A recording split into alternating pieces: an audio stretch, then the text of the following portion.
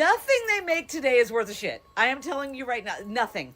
They want you to buy it, so like maybe a year, 2, tops 5 years, you're gonna have to buy it again. More things you get on it, meaning the bells, whistles on any type of appliance, the more that can break. Give me that beat up piece of shit any day that lasts 15 years than a $900 pretty dryer that's gonna last me 3. They make it to break. They don't care about you. They care about their pocketbook. Okay, so today we're going to be taking a look at something that pretty much every single person watching this has experienced at some point. The absolutely infuriating reality that modern products are built to break, and nobody seems to be doing anything about it. We've got washers dying after 18 months, fridges needing 5 repair visits in 5 years, and a car story at the end that is genuinely alarming. Let's jump right into it. Not a happy camper this morning. Tell me why when I moved on my own when I graduated in 2001. I had a TV that was from the 70s that worked like a charm. A TV that was manufactured over 30 years before, and I used it for I don't know how many years. So tell me why that back then everything was made amazing to last. And then today we have a less than 2-year-old Philips Roku TV that we purchased at Walmart. We purchased it on July 16th of 2024. It has a manufacturer date on it of April 2024. And last night it died. Absolute garbage. Everything is nowadays. You know, when we purchased this, the Walmart associate, he's like, oh, get the Philips because you know, the Philips comes with a 2-year warranty, so we're going to see if that's actually true, because on Tuesday, I'm going to be phoning Philips, and I'm going to see what they're going to do about this piece of crap TV that died not even 2 years after purchasing it. I wish stuff could actually be manufactured the way it was 20, 30 years ago, when stuff actually lasted, when your hard-earned money was actually valued and not just throwaway garbage. A TV from the 70s working fine into the early 2000s, and a brand new Philips Roku TV dying in under 2 years. That is not a small gap in product quality. That is a complete reversal of what manufacturing is supposed to accomplish. And the Walmart associate recommending it specifically because of the 2-year warranty is its own telling detail. The warranty is now a selling point because everyone understands implicitly that the product might not outlast it. That's a wild place to be as a consumer. Let me know in the comments what the shortest lifespan you've personally experienced with a modern appliance is, because based on everything in this video, I feel like the answers are going to be pretty shocking. Why are modern appliances so terrible? I don't know what's going on. This fridge costs more than my first car. Oh, it's stainless steel. Blah, blah. This thing sucks. I would burn it if I could. First off, this thing, it's 5 years old. The repairman has been here 5 times. The ice maker breaks. The top shelf freezes everything. Oh, the coil and this, and the water doesn't come out. Everything. And they're always like, well, you know, I don't know. They always have some excuse. Things didn't used to be like this. I had a fridge when I was younger. It was from the 90s. It lasted 20 years. It was a 20-year-old fridge. It was great. And dryers, they suck too. You know how many times the repair guy's been out for this? Because it's under warranty, thank God. 5 times. Oh, the dryer coil. I don't think they're just making up the terms. They're like, it's the washer, blah, blah, blah. No, everything's breaking. It didn't used to be like this. You could just buy a washer and dryer, and that would be what you had. My parents just called me the other day. They said, hey, remember that microwave you brought to college? They kept it. I graduated from college in 2001, by the way. It just crapped out. 24 years later, that microwave finally had its last thing of popcorn. Modern appliances are disgusting. I'm over it. 5 repair visits on a 5-year-old fridge that costs more than a first car. 5 visits on a dryer that's still under warranty. And then the microwave from college in 2001 that her parents kept and just now finally stopped working 24 years later. That microwave outlasted probably 3 or 4 modern replacement cycles for the same product. The repair technicians showing up repeatedly with vague explanations and temporary fixes is a pattern that shows up in basically every clip in this video. It's not random bad luck, it's a systemic product quality issue that everyone is experiencing simultaneously. Dude, I'm just fed up. I'm so fed up. Everything is junk. We can't buy nice things anymore. Like, seriously. Our phones are programmed to like not be able to charge after a certain amount of time, so we'll have to go and get the newest tech. Our freaking appliances are not built to last. The warranties are shitty and they suck. Our cars are not even a fraction of what they used to be. Nothing is reliable. Like, there's no like accountability to these manufacturers for anything. And we are just stuck holding the bag. Like, what the actual... I'm so tired of it. I made a video earlier about how I have to buy a brand new washer. A brand new washer. And I've only had this washer that I have for 18 months. 18 months. And it's shit now. Like, are you kidding me? And okay, before you say the warranty, like, the warranty is crap too, okay? You have to wait for a tech to come out and it takes forever. It's 3 days before Christmas. And then they're like, oh, you know, we can't fix it. That's usually what they say. And then you have to go and get a whole new washer anyway. What is going on? I'm so tired of it. Like, why? Why are they allowed to continue ripping us off with substandard products? Meanwhile, I have a fridge in my garage that's like older than my kids. It's old enough to drink. That son of a runs perfectly. I have a rice cooker in my kitchen from 1974. Works like a dream. All this new stuff is shit and I'm tired of it. Okay, so this is the frustration that I think a huge number of people feel but don't always have the words for. An 18-month-old washer that's already done. A fridge in the garage older than her kids that runs perfectly. A rice cooker from 1974 that still works like a dream. That contrast tells you everything you need to know about how manufacturing philosophy has shifted. The old stuff was built to last because the reputation of the product depended on it lasting. The new stuff is built to a price point and a lifespan that conveniently lines up with the next purchase cycle. And the warranty conversation is its own separate nightmare, waiting days for a tech, being told it can't be fixed, and ending up buying a replacement anyway. The warranty exists to make you feel protected without actually protecting you. Nothing they make today is worth a shit. I am telling you right now, nothing. They want you to buy it, so like maybe a year, 2, tops 5 years, you're going to have to buy it again. And I have proof, right? So I'm going to show you. See this dryer back here? This is the oldest beat up dryer I have ever had. I mean, look at this. No frills, no nothing. It's just basic Betty. I mean, I bought it with dents in it. I bought it at a used appliance place over 15 years ago. I have had this same dryer for 15 years. There is no way you're going to say that about dryers today. It finally went dead on us, so we had to go order another one. They are here right now getting ready to deliver it. But I'm going to tell you right now, since we've been in this house 10 years, we had a brand new, you can hear them beeping, we had a brand new refrigerator. We've already replaced that within the 10 years. We've had 2 refrigerators since we've been here. I've had 2 washers since I've been here. But that old boy right there, dented and broken up, and a brand I don't even recognize, it's Roper, right, has lasted me to the dawn of time. The same thing's going to happen with our cars. So I have Lowe's here pulling up right now, getting ready to deliver my new one. And we did, the way we look at the more things you get on it, meaning the bells, whistles on any type of appliance, the more that can break, right? So now we're going back to basics. Even this dryer that we bought is the most basic dryer that they own. It doesn't have the pretty boards and the bells and whistles because then more shit can break. They're doing the same to our cars. Our cars now have GPS, nav, all these electrical systems that they're probably going to start charging subscriptions here soon to use. But our cars, the minute I paid off a car is when it broke. Like, they know, they're running the system. So it's like, if you have things like this, give me that beat up piece of shit any day that lasts 15 years than a $900 pretty dryer that's going to last me 3. The 15-year-old dented Roper dryer that just now finally gave out is the perfect visual for everything wrong with modern appliances. No frills, no digital display, no bells and whistles.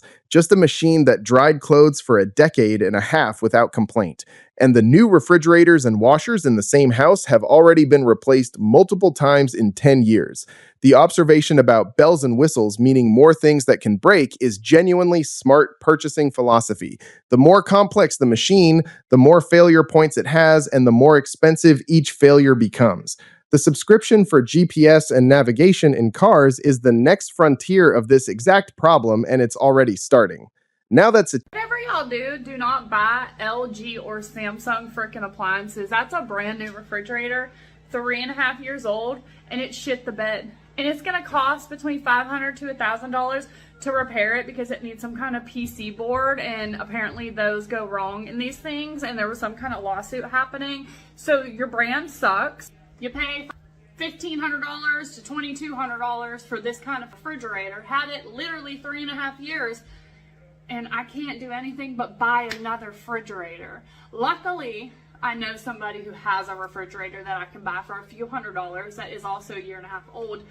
But to pay that amount of money for these appliances that don't last, and they go bad as soon as the warranty is out, I mean, cause why wouldn't it? Appliances, anything made nowadays is not made to last at all. There are elderly people who I know who have appliances that they have had for 20 to 30 years and never had no issues. But the way that they make this shit, they make it to break. They don't care about you. They care about their pocketbooks. They don't care about the little people, the people who live paycheck to paycheck, the people who can't afford to just drop hundreds of dollars to go get more appliances when they break because they are manufacturer. If anybody knows LG or Samsung or anyone who works for them, tag them and let them know they suck. Literally. Make things to last, because I will never in my life buy another LG or Samsung electronic product, anything. Literally done. Not going to do it again, because I'm not going to spend over thousands of dollars for something to not work. It's going to cost as much to fix it as it was to buy it brand new. Make that make sense. Why would you guys make a PC board or condenser or whatever to cost as much to fix it as it is to buy it brand new? Why would y'all do that? I mean, y'all really should do better, like literally. The PC board failure on a 3.5-year-old LG or Samsung fridge costing $500 to $1,000 to repair on a $1,500 to $2,200 appliance is the specific math that makes planned obsolescence so infuriating. When the repair cost approaches the replacement cost, the manufacturer has effectively made the decision for you. You're buying a new one, and the people most hurt by this are exactly the ones she mentions. People living paycheck to paycheck who can't absorb a surprise $1,000 appliance failure. Elderly people with 30-year-old appliances that still run perfectly aren't just lucky. They bought products from an era when durability was the point. What do you guys think? Is there any modern appliance brand actually worth trusting right now, or has the whole industry gone the same direction? Do you hear that? That's our Samsung washing machine that is 1.5 years old. We bought this machine in May of 2023. And I didn't want another Samsung because I absolutely hate Samsung. However, it was cheap. And my thought process was, get the machine for $550 because if something happens to it, you can just replace it. Well, guess what? I have to replace it because now my clothes are not even smelling clean. They smell okay, but they don't smell clean.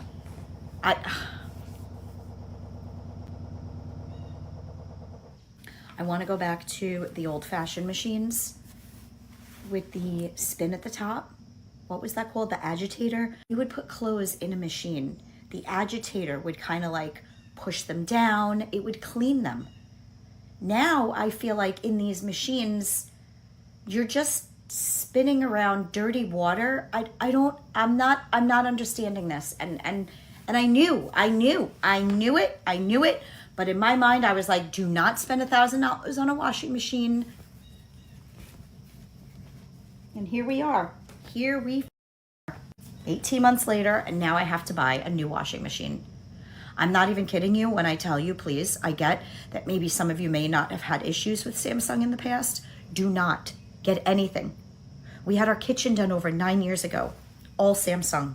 I have had to replace the dishwasher, the microwave, the stove, and the refrigerator. every appliance replaced.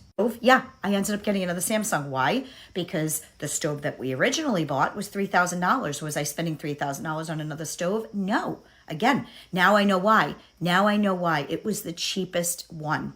You get what you pay for. I can't even, now I'm going to have to go dropping $1,000 on a washing machine. Like, they smell clean, but they don't smell as good as they usually do. So I know something's wrong with it. And it's not worth it for me to pay $150 to $200 for somebody to come in and look at it and be like, oh, you need this part. And then it costs another $300. And then we're up to what I paid for the piece of shit. Don't get Samsung. Don't do it. The full Samsung kitchen replacement story is genuinely remarkable. Dishwasher, microwave, stove, refrigerator, every single appliance replaced within 9 years of a full kitchen renovation, and then buying Samsung again because the replacement stove was $3,000 and the cheaper option was once again Samsung. That's the trap. The brand that failed you is also the one offering the price point you can actually afford for the replacement. And the HE washing machine agitator conversation is worth paying attention to because a lot of people have noticed their clothes just don't come out as clean from modern high-efficiency machines. The technology that's supposed to be better is in a lot of cases producing worse results while using the same or more energy than advertised. Do you want to know why Chinese stuff is so cheap? And cheap is an interesting word. Let me tell you about quality first. First of all, to answer the question, we are designed, not just Chinese products, but every major industry, every product that we see, it is designed to not last long. It's designed that way. There's a reason we release a new iPhone every year. You don't need a new iPhone every year. There's a reason why your car doesn't last more than 5 years, 10 years. There's a time, and it's really, I want to say easy, but we can do it. We can make an engine last 10, 15, 20 years, no problem. 200, 300, a million miles, we can make it happen. We don't do it because we're living in this system where that does not produce capital, where it does not produce money and continuously ARR, MRR, whatever metrics you want to measure. It's no benefit to sell something that lasts forever. That's the reason.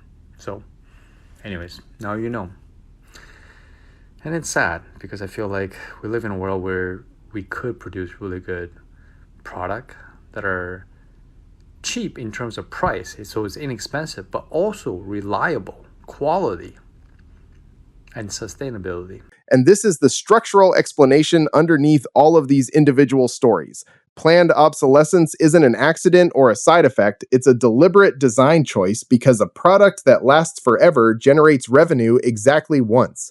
The iPhone example is the clearest version of this, but it applies across every category. We genuinely have the engineering capability to build appliances and cars that last 20 or 30 years with minimal maintenance. We don't do it because that doesn't produce recurring revenue. The observation that we could make quality, affordable products that are also sustainable and reliable, and that we simply choose not to because the economic incentives point the other way, is probably the most honest summary of why everyone in this video is so frustrated. How bad the cost of living is right now, our standards for what is a good product have never been lower. Those standards are in absolute hell right now. Like, you can still find reasonably priced products, but they wind up being the biggest piece of crap you've ever used in your entire life. Like, I was in an Uber on the way over here, and it was like a pretty nice car. And I asked him, I was like, hey, I've never been in a car like this before. What brand is it? And he's like, well, they discontinued making it. So I got a pretty good price on it. And I was like, why did they discontinue making it? And he's like, well, there's a couple of finicky things. Like, for one thing, if the car stops for more than 10 seconds, it automatically shuts off. Plus, if it senses fire in the vehicle, then it automatically locks the doors. And I was like, well, that's not finicky. That is decidedly not finicky. That is like a massive, like the biggest safety hazard you could possibly ever have. And he's like, yeah, I know, but I paid $18,000 for it. And I was like, well, that changes things. And that is a good microcosm of the decisions that consumers are forced to make nowadays. Do I want to pay extra money, impoverish myself for safety, or do I want to pay less money and risk burning alive in my own vehicle? And this last one takes the whole conversation somewhere genuinely dark. A car that automatically locks the doors when it detects fire. Not as a glitch, not as a recall, as a known issue that caused the model to be discontinued. And someone bought it anyway for $18,000 because that was what they could afford. The framing of being forced to choose between impoverishing yourself for safety or accepting risk to save money is bleak, but it's accurate. And it connects everything we've watched today. When products are built to a price point rather than a quality standard, and when that price point is what people can actually afford, the consequences aren't just inconvenient. Sometimes they're genuinely dangerous. So that's all I got for you guys today. Let me know what you guys think in the comments down below, especially your own specific experiences with modern appliances or products that died way too soon, and whether you found any brands that still actually hold up. YouTube thinks you'll like this video popping up on screen right now, but hopefully you guys enjoyed this video. If you did, please leave a like and I'll talk to you guys later. Yeah,